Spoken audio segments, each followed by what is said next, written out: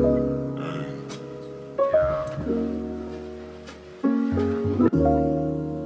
is DJ Rubbish on the ones and twos.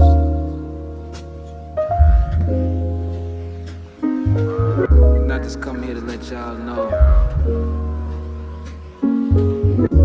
it's about to get real filthy in this mother. When I get like on a tangent and start talking a lot or get really excited about something, I always talk loud. Okay, got the notes going. All right, we're gonna go ahead and get started. Welcome to episode 67 of ITWT, quarantine edition. So we'll be reviewing movies on streaming platforms instead of actually in theaters until theaters are open and it's, I guess, socially acceptable for me to go. I don't want anyone judging me for going to the theaters too early. You can still check out the podcast at ITWTpodcast.com. You know what? Not a lot of traffic on there. So if people could go, I have friends that'll ask me and they listen all the time and they'll be like, I didn't know you had a website. And I'm like, what, like, do you not hear the first part of every episode? So just go to make me feel better, even if you don't click around. But ITWTpodcast.com, spoiler-free one-sentence reviews are on there. And movie ratings, if you're in a rush and don't want to listen to the full podcast. Episode description, song of the week playlist, and movie soundtrack playlist. Submission form to be a guest on the show. And you can listen and watch the podcast every Thursday on Spotify, Apple Podcasts, and YouTube. And Amazon, I think, now, too, as well. I just submitted to go on Amazon because now they have their own podcast platform thing. So that's cool. Yeah, getting fancy. So yeah. We have Ellie on the podcast today. Excited to have you on and join us. Be here. How's life? It's, it's good as it can be in Good, quarantine. yeah. Exactly, yeah. It's, it hasn't been horrible. There are certain things that I, miss randomly throughout the day, and I'll be like, man, I forgot about, movies being one of them. Yeah. But just, sitting inside a restaurant, all that stuff, especially today where it's really hot outside. Ellie is ranked #1 model in San Diego, actually. Fun fact. We don't have to get into, who ranked it. Right. But #1. Right. We'll roll with it. I feel like there's so many times where I see things that are ranked, like movies, for instance, where you see a preview on a commercial and it's #1 movie in America. And it's is every movie #1 movie in America? Who comes up with the ratings? It's I don't know, there's a tweet that's going around talking about how is every author been I saw that. I like that the other day. Yeah, no, so true though. I feel like there's a guy, and this is no shade to him. He's not gonna listen to the podcast, but friends of his might listen to the podcast. Guy I went to college with, played football. I think he's actually I think he's on a team now. He's got to a camp in the NFL. But anyway, just wrote a book last year or something like that, and was promoting it for last several months. And I saw that he's a New York Times bestseller, and I'm like, are you though? No shade, but when is it? Do you just have to be there for a day, or for an hour you got a bunch of downloads? So for that moment you were the #1 top seller. What are the qualifications to do a bestseller? Did you really sell the best? Come on, did you buy the book? Are we verifying the buy? You know what I mean? It's voter fraud. Is it just you? So I don't know, but anyway, #1 model, we're gonna stick with it in San Diego. And you've only been modeling for a couple of years, right? Since you've been to San Diego, right? Yeah, about coming up on 3 years. Coming up on 3, okay, gotcha. Yeah. From the Bay Area originally. Originally from the Bay Area, that's right. And you've been in San Diego for 3 or 4? For 4 years, For 4, okay, got you. Ellie has been providing me with an expansive list of food places to check out in San Diego. I still need to write down the places you tell me, because you'll throw them out and I'm like, okay, wait, I forgot already. Listen, I'm all about I go off on different tangents. So I think of 10 restaurants and then you would ask me. That's how it was, yeah. Hey, what are those things? And I'm like, I don't know. I don't remember what I told you. Yeah, nope. But there's so many great restaurants in San Diego, and obviously not all of them are available right now. But we're lucky to be able to quarantine in a place that's so beautiful. Oh, I was thinking about this winter is going to be brutal for some people living on the East Coast or anywhere where it's going to be cold, because we will not have to deal with that. No, I feel bad for people living. I just moved from Michigan, so I definitely can empathize with that, especially for business owners. Those people where the businesses right now, like restaurants, gyms, things like that, that are being able to operate outside. I didn't even think about that. In colder places, they won't be. I mean, here they're gonna feel it a bit too. I mean, it's not hot throughout the entire year, but even when it kind of dips down, you can still kind of put some heaters out and make it work here. Right. But in Michigan, I mean, snow, you're not eating outside. You know, I mean, once you hit maybe October, there's no more eating outside. So that's how you can tell I'm from California, because I didn't. That thought you did not think even about cross it. No, my yeah. mind. Have you seen snow? Yeah. Oh yeah. Snow. No. Okay. I'm big on snow. I've I've just never lived full time in a place that Yeah. has snow that comes in the winter. Yeah. No. Yeah. It's it's fun as a kid growing up, and then also getting like snow days and things like that. But definitely not my jam. Full time, yeah, definitely not my jam. But yeah, anyway, I am huge on food. Like, speaking of restaurants, if you know me, like, a majority of the things I'm motivated by are food. Like, I feel like since quarantine, like, I've obsessed over certain different, like actually my Cheerios that are up there on the fridge. If you follow me on Instagram, then you've seen me post about Cheerios Oat Crunch Cinnamon like the last several months, and I've had like people reach out and be like, yo, are you like an ambassador? I'm like, no, literally, I went to the store one time, switched it up, got some cinnamon oat crunch, and like now I just post about them all the time. And then like my friends started eating some of that, like started going and be like, yo, I heard these must be good, you keep posting about them, and they send me pictures of them buying it. So then it just became like a whole thing out of nowhere. Just so an unofficial ambassador. Unofficial ambassador. I actually emailed them. People were like, yo, you gotta reach out to us. So I was like, all right, I'm gonna reach out. So I actually sent them like a very good, I thought was a very solid email to, well, I thought I didn't get a response. One solid email. Well, that was a solid email. So to their social media email account, which I'm gonna assume, I'm gonna go out on a limb and say that they don't get a ton of emails every day. So, I mean, the fact that I didn't get a response is kind of disrespectful in my eyes. So, Cheerios, if you're listening to this, no, I'm upset. But I'm still buying the cereal. But anyway, sent a very detailed and thorough email about like how I wanted to work with them, and telling them basically not that their social plan wasn't good, but I was telling them how I can enhance it. Right. I guess they didn't appreciate that. But anyway, still a huge fan of Cheerios. Also, a couple other things that I've discovered, like here at the farmer's market. I've become a farmer's market person now. I've been to a couple before. Detroit has a pretty famous one, quote unquote, but San Diego has a lot in all of the different districts, and they're all on different days. It's great. Like PB's is today actually. They have these cookies that I'm obsessed with called Caked. It's a place based in Mira Mesa, but you can also order them. So anyone who's listening who's not in San Diego, you can order them. They stay soft for forever. I don't know what they put in them, but yeah, have a bunch of really good flavors. I got like 2 cookies 2 weeks ago for the first time. Last week I got a whole box. So like I don't even know what I'm gonna do this week, but but they're very good. Ruth Salsa. She has salsa at the PB one and the Little Italy one. Very good salsa. I have some here. If you like salsa, you can try it before you leave. I just might do that. Yeah. I do like salsa. It's so good. Her salsa is like the best salsa I've ever had. Yeah, so cider and juice I've gotten into a lot at the farmers markets here. So like apple cider?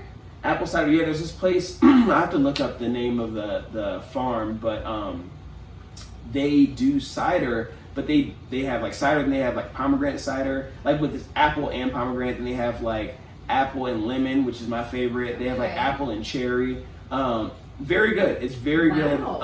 Yeah. I tried it for the first time.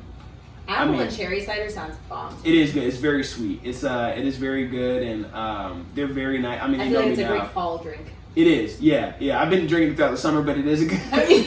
It is probably better suited. Like they probably on the season that you're drinking. Yeah, I think they look at me a little weird too. Like when I walk up to the stand, like she knows me, and she's like, "Hey, you're back for another you getting a quart today?" Or because I've been going faithfully every Saturday. Like I went one Saturday, they were already out, and she felt my pain.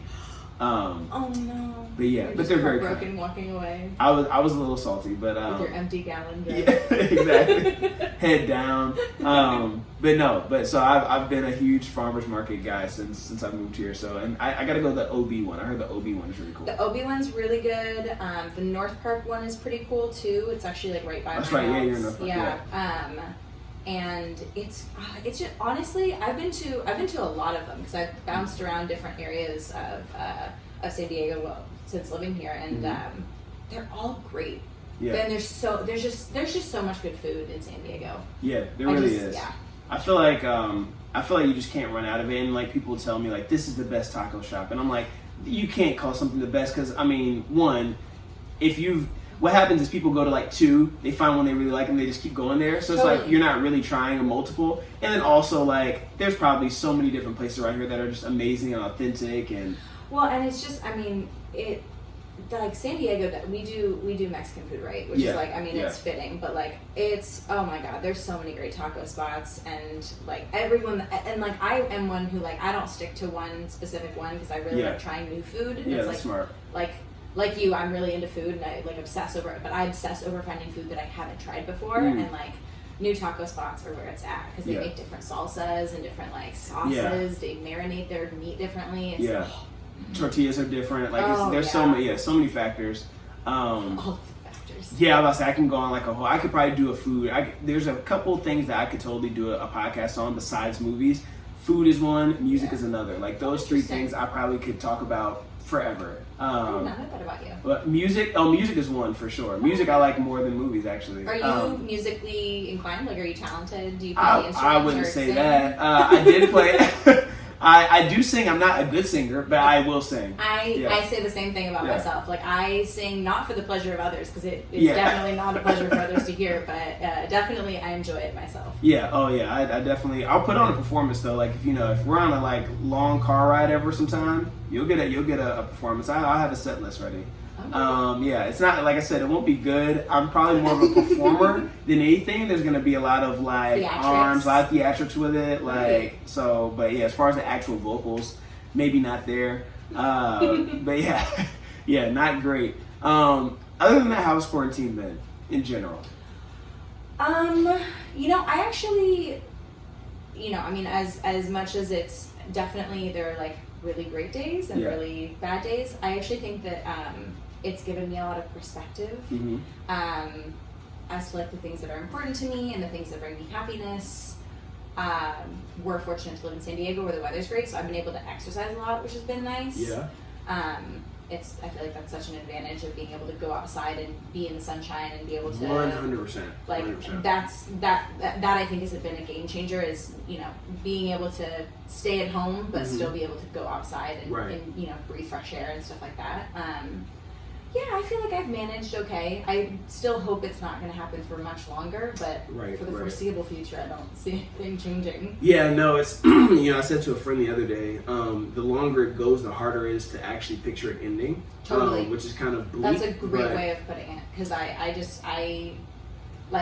would love to say, I could do this for 2 more months, but I don't think it's going to be 2 more months. No, I think, it's very hard to picture an ending, and it's funny because at the beginning of it, everyone was just so hopeful. Oh, this would be 2 weeks, or like people were like, you all, I saw like different tweets or different things on social media where people were like, obviously they're just telling you it's gonna last till March or till May, but like they're gonna keep us in all summer, and I was like, that was just so unfathomable. It was like, no, I mean no one's ever seen anything like this in their lifetime. Anyone that's alive hasn't seen anything like this. So I was laughing at my sister because she had to celebrate her birthday in quarantine in April, and my birthday is next month, and I'm like, oh, this is going to be me too. Yeah, right. Like, hold on, it was funny when it was happening to somebody else. For sure, yeah. Now it's not funny anymore. No, not nearly as funny when it's on you, but it's just a weird time. Surfing update. So I said last week I would start giving an update on my adventure surfing. No real update. I'm still in the search. Just figured I'd bring it up because I did promise a surfing update. I'm still searching for the right instructor. I just gotta get an instructor who's free and open to teaching me. I know I could go out there. There's a ton of people I know who are just going out there and getting a board and just saying, all right, I'm just gonna see look at some YouTube videos. Yeah. I do want to I feel like the ocean's just nothing to toy around with, and it's not something that you just kind of go and you're just kind of like whatever. I kind of want to go in with someone who is not a professional, but is very well versed in surfing, the ocean, things like that, and they give me some sound tips at least, even if it's just we go 2 times and here's the things that you need to focus on, go off and do your thing. I'm so much the same way. I'm